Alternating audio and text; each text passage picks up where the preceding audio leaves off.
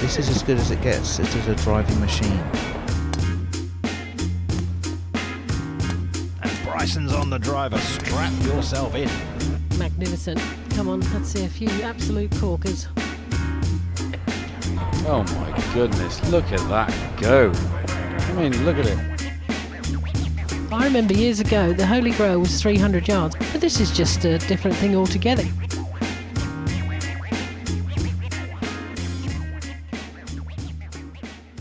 He's just got more speed than anyone else. Oh, he has. And there we go, there was a little bit more oomph in that one for Bryson DeChambeau. Look at the apex on that one, just gone off the charts. Just sent it that little bit higher. He's going to have that shot to play. Any kind of pin near the front of the green, you'll see some of the players go for the height, more spin. Now he's sending them. Here we go. Yeah, so 2 109 ball speeds in a row.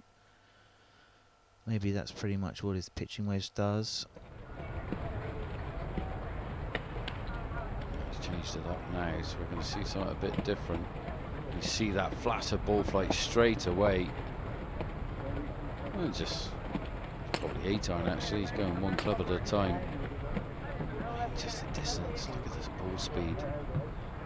I mean, we're here longer. He stays on here. We see a few drives. Now that was sent. That was sent. That was a bit extra. And look the at the height, 140 feet. So that's as high as we've seen anyone. So PGA Tour average would be about 90 feet, just to give you an idea. So 90 feet's kind of your average, right? Oh, oh, here we go. We're in for a treat. On. Bring on the big stick. Here we go. Let's stay focused, Bryson. So this is, I think, going to be the longest drives that you will see from professional golf. And they're all watching now. He's got the attention of the whole driving range. Everyone's looking. He's teeing it high. Watch this one go. Ever other players stop to watch? Oh, what a brisk move that is. 146 apex. Don't know what's over there, but Just carry it. Is that- 342. 342 carry. So just starting. Oh my goodness, look at that go. I mean, look at it. Now where is that coming down? That's the fence. I'm just wondering if we're safe here because we're in the TV compound. I like that. Right? Yeah. It's an aerial assault. Look at this. Can he get to 200? He has done it before. You do it. I mean, this is sent, look, frozen rope. And this one, just a little bit of curve, pitching on the road. I mean, that's pretty much. Well, he can't hit that on the 18th. That will be in the clubhouse. This is as good as it gets. This is a driving machine. Oh, that's awesome. There you go. So Dustin Johnson, 319 carry. Rory, the Supremo, 323. Take a jump. Cameron Young, 348. Bryson DeChambeau on his 5th drive, just warming up. Crazy. Oh. There we go. First time you put it on 199. Come on, Bryson. Put in a bit of effort, mate. You could do it. Put your back into it. Come on. Oh, dear. As if by magic, the driver comes out. So, oh no, another 3 wood maybe. Enormous grips on the hand. So obviously Bryson, what is he trying to work on there?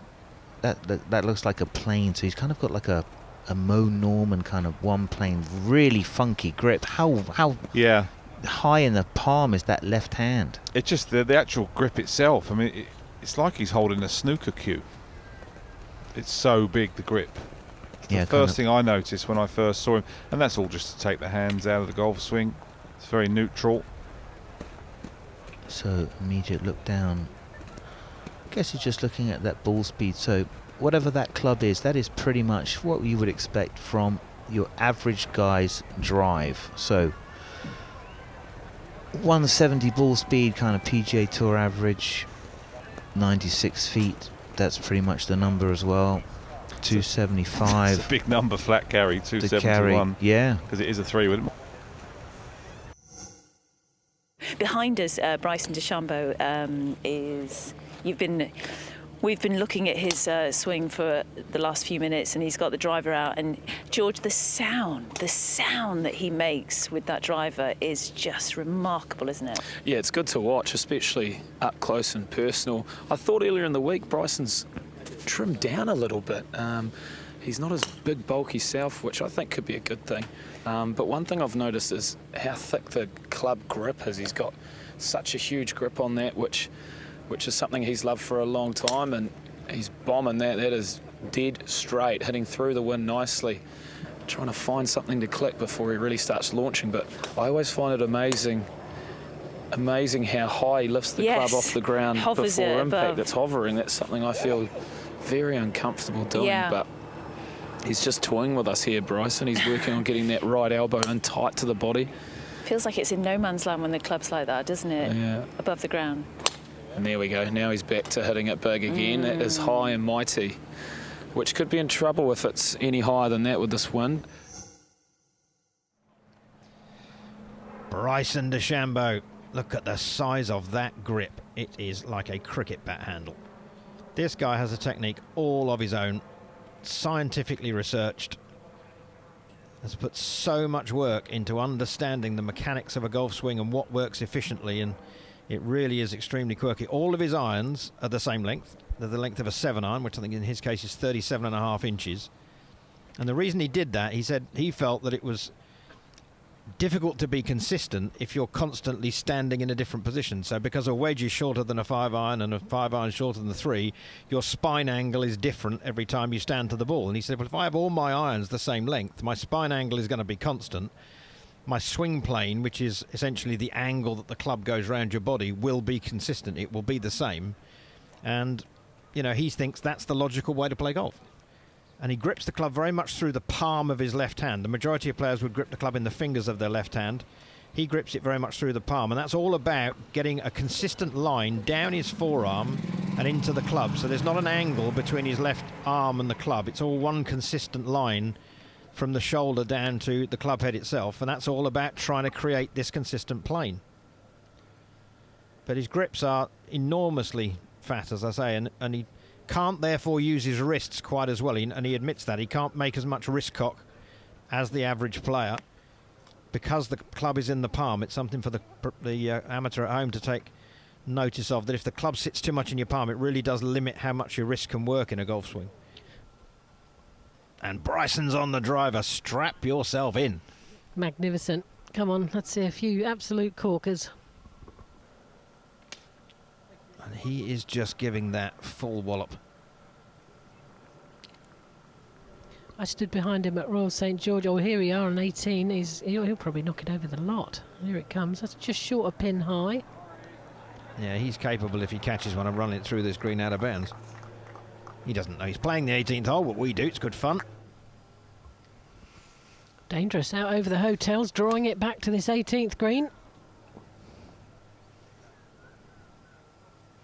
Hit that well. 191.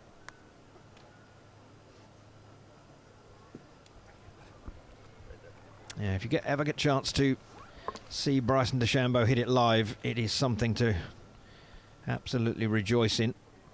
I stood behind him at Royal St George's on the range and watched him hit 3 woods. Now I'm used to playing with the LPGA, the great players on the LPGA tour, and I follow their ball flight. It took me a good 15 minutes to start picking up the ball flight, which I've never known that before, because most of the guys you get into the rhythm, but eventually I thought, oh yeah, I need to be looking here rather than where I'm normally looking, and it's a different game for this guy. Yeah. The ball comes off the club so much faster than everybody else, so your eye isn't trained to pick it up. I've done exactly the same as you and taken quite a long time to pick it up in the air. Massive turn, massive coil. It's all about smashing it as hard as you possibly can. 192, 319 yards of carry. What a joy it would be to have that sort of power on a golf course. Just once. I just want once. You used to hit it miles, though.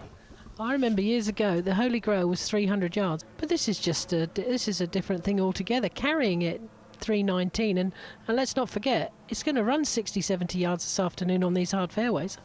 Yep, he's capable of getting it out there 400 yards in the right conditions. 6,000 calories a day he ate for a while and built himself into Man Mountain in order to create this sort of power. He's analysing everything to the nth degree. He analyses the air density, you know, on the golf course. And you hear him talk about it to his caddy. He's saying, I think the air density is about this, and I think, you know, the cold air will cause it to do this. And he puts in 57 factors into every shot. It would blow my mind. Yeah, that's too much, but it's fun to watch, I will say that. If you like this video, be sure to hit the subscribe button and turn on notifications to stay up to date with the latest uploads from the Open.